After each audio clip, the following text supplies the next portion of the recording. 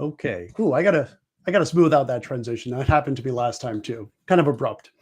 Oh, Okay. good.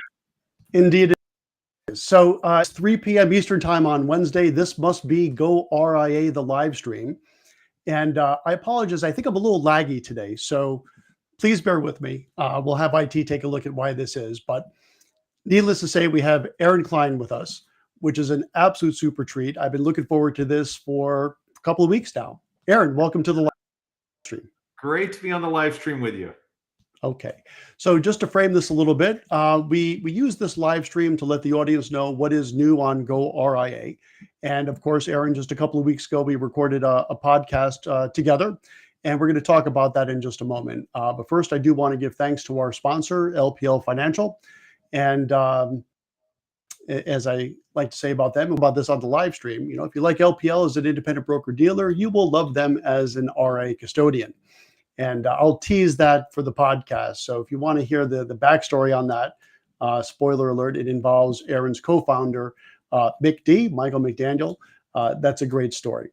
So again, I'm watching myself on the screen here. I am very laggy. Apologies. Okay, housekeeping aside, let's get to the main event here. Aaron Klein, thanks again for joining us. And, we talk about the podcast, and we will in just a moment. But I know it's been just a couple of weeks since we last chatted. But I'm just curious, anything new with you? Well, yes, that is true. And I got to tell you, we were recording that podcast, and I'm like, man, I want to tell my friend Chuck, but I've been sworn to secrecy that I couldn't talk about this transition in advance. So a lot of my closest friends were texting, "What the heck?" But it's one of those things when you're. I actually told one reporter I was talking to, he said, "Man, this is just really unexpected." And I said, well, if you expect a CEO transition to occur, that's probably not a good thing for the company or its employees or its customers. If it's unexpected, that's probably means that it's a good thing. It's okay. It's a good thing. And in our case, it's a great thing. I am really, really excited about the decision, to bring a guy named Dan Zitting aboard as our new CEO. He is just a phenomenal leader, a phenomenal software veteran, has worked in the areas of growth, in the areas of risk and compliance. He's a CPA by training. And so that has given him, I felt like that gave him a lot of empathy for, it's not quite a financial advisor, but it's adjacent to a financial advisor. And that very technical, professional user who is the heart and soul of who Nitrogen is and who we serve. And so I'm super excited about bringing Dan aboard. He is a scaler at heart. He has, really scaled some great software businesses into being even more effective for their customers. And I'm just really excited about that. And, I'm not going that far. I get to continue to have a front row seat and do my part to contribute and help Nitrogen succeed. My title just shifts next week to co-founder. And, I'm going to stay on the board, stay very involved. I'm going to spend my first day as the former CEO of Nitrogen flying to a conference to speak for Nitrogen. So it feels like nothing much has changed. So it's kind of like, what is it, Michael Corleone, right? You keep bringing you back in. That's right. That's right. Exactly.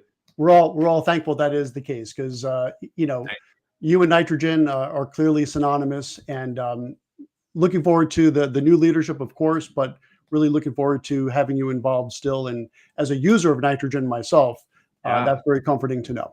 Yeah. Awesome. Good stuff. And I promise the audience, we will talk about this podcast, but since I have you here, and I'm just kind of curious myself, right? So I'm the CEO and founder of a much, much, much, much, much smaller enterprise. But as a founder of a company myself, identity is so tied to my firm, Sovereign, that it'd be curious for me on how you're feeling about that separation as the day-to-day person. You will always be the co-founder, of course, and always instrumental. How does that feel, or has it not fully sunk in yet? That's a great question. My wife keeps telling me she's not sure that it's fully sunk in yet, and she could be right. She's usually right about most things. I will say, by the way, you say much smaller, but the impact that RIA firms get to have on human beings and people is so profound. I feel like some of those founder and CEO feelings are probably even more intense when you're having such a direct impact on people. We feel them just one degree away because we feel like our mission in life is getting to stand behind the amazing financial advisors who are making that impact on people. And so, anyway, but all that said, look, if you look up bittersweet in the dictionary, I'm pretty sure that this is there. Like, I love this organization and I love this team. And so there's absolutely a little bit of wistfulness. I'm generally somebody who looks forward, and I am excited about new adventures in the future. I don't have any plans right now. Like, I'm definitely going to take, I actually wrote down in my notebook, like something like 5 years ago, when you step out of this role, you owe yourself and your family 6 months. Like, it is a debt that you owe, and it can't be paid back in anything but time. And so I'm going to definitely take that time and just kind of pour into my 3 kids who are in high school this year, my wife who is going to be this summer in between degree programs. It just feels like it's a great opportunity to do that. We're finishing our house in the next couple of months. It just feels like it's a great opportunity to do that. And, who knows what I will do professionally next. I don't think I'm done with my career at age 45. But I'm excited. It's a world of possibility, and at the same time, I get the best of both worlds because I love nitrogen and I love this organization, and I get to have a front row seat sitting on the board as co-founder to help this organization continue to succeed. And I'm so excited that I'm not going that far. And again, that's music to my ears. And as a user, we love nitrogen, our advisors do, and on behalf of thousands of advisors, thanks for everything that you've done with that solution, because it's become an integral part of our firm, that's for sure. So and you're just such a pleasure to talk to all the time, and I look forward to more conversations in the future. Okay, sure. So let's talk a little bit about what we talked about, right? Yeah. So the whole idea of the podcast, and this was brought to my attention, was on your social media, and I know you're prolific there, and hopefully you'll remain prolific, but you said something on social media that I found to be really interesting, and that was the idea of taking a risk first approach to growth. Yeah. Now, without giving it all away, right? Because we want people to listen to the full podcast. Taste. What do we talk about, or what do you even mean by that? Totally. And I think that, early on, one of my first, talking to financial advisors, I remember one advisor telling me, there's 2 things that we have been taught never to talk about with clients. And I'm like, I presume that it's religion and politics. And he goes, no, it's risk and the short term. And I found that so counterintuitive because, of course, human beings tend to react to risk in the short term. And so the insight that kind of created Riskalyze, which became Nitrogen in the first place, was the idea that no. Counterintuitively, every financial advisor should lead with risk. And that ultimately is the greatest driver of growth in our practices, because what ends up happening is we establish credibility in understanding who our clients are and showing them how they are misaligned with where they want to go, and showing them how they can get aligned with where they want to be. And so, we dive into a lot of detail on how that really played out in the podcast. And that ultimately has created the franchise that Nitrogen is, and the growth platform for wealth management firms. Yeah, no, we've been doing a number of these podcasts now. So I think, we've been doing goRIA as a standalone with investment now for about 2 or 3 months. So we've done a number of podcasts, but this one is a really good one for advisors to listen to. And this kind of transcends the RIA broker dealer, right? Because you guys have clients that are both.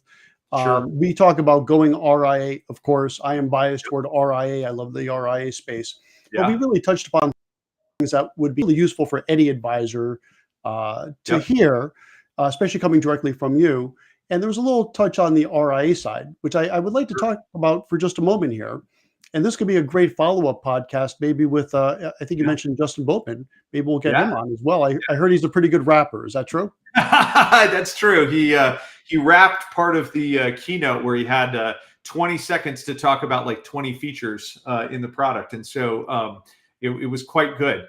But you're absolutely right. I would argue where the difference is, and I don't want to overemphasize this, but I do think it's really interesting. What's a really great thing about the RIA space is it's really when firms are kind of heading down the RIA path, they're really crystallizing, thinking about themselves as a business, not just as a practitioner, but Right. as a business and building a business. And so one of the things that we've built, which, we have our Nitrogen Elite product, which is for elite, financial advisors everywhere to drive growth through risk with their clients. But specifically for RIA firms that are starting to scale, or larger wealth management firms that are starting to scale, we rolled out Nitrogen Ignite, which is really focused on the 3 to 9 advisor firm, and Nitrogen Ultimate, which is just a bigger set of capabilities, typically focused on the 10 plus advisor firm, again, depending on exactly how that firm is going to grow. And so those capabilities are really starting to unpack things like, hey, let's give that business owner, that leader, that CEO, a bit more of a viewpoint into the compliance aspects of the business. As we're scaling and adding more advisors to a firm, we're also adding complexity to an RIA firm. So we need the tools to be able to sort that out and be able to understand, how do I really create one firm with 6 or 7 or 10 or 15 or 20 or 100 advisors, instead of having 6 or 7 or 10 or 15 or 20 or 100 firms under one address, right? Yep. And so compliance tools to like help you sift through that and look at how we're serving clients, insights to help you figure out what are the drivers of growth and you can slice and dice that by advisor within the firm. And then really the ability to just manage data across the firm and controls across the firm, so you can create that consistent client experience. So that's a lot of the tools that we've been building and delivering as a part of Ignite and Ultimate for these scaling RIA firms. Yeah. And I tell you what, we are really like the poster child for that, because we were, a couple of advisors that just like to use Riskalyze, right? Yeah. On Nitrogen, of course. In the early days, that's In right. the early days, which wasn't that long ago. That was like 2.5 years ago, I think, is when we started. Okay. Well, as far as with Riskalyze and Okay. Nitrogen, and it's really grown with us. So now we're not a huge firm. We're 15 advisors. Yeah. But to your point, what's That's a lot interesting of is growth we have for a couple of years, Chuck. Yes, thank you. No, we're super proud of that fact for sure. But what I have found as the CEO of Sovereign is, wait, we have 15 advisors. They don't run directly the same way. The common denominator is they work in their client's best interest as fiduciaries. Yep. That's all I need to know. Yep. But what we've been able to do is boil compliance down to the common denominator, which is risk. Yep. And essentially what we're going to do, and I would love to have Justin come on, and we'll kind of compare notes, especially if he promises to wrap. Exploring is basically having our advisors pick a number between 1 and, let me get my hand on there, between 1 and 5. And 1 would be, a risk score of, 1 to 15. 2 would be a risk score of 16 to 25, capital preservation, conservative, so on and so forth. And I don't know of an easier way to deal with compliance. And I'd be a very effective way to deal with compliance. So would love to do a recap maybe in a few months with Justin, and say, like, here's what's been going on, because we're as excited about a compliance tool as one can be. Let's put it that way.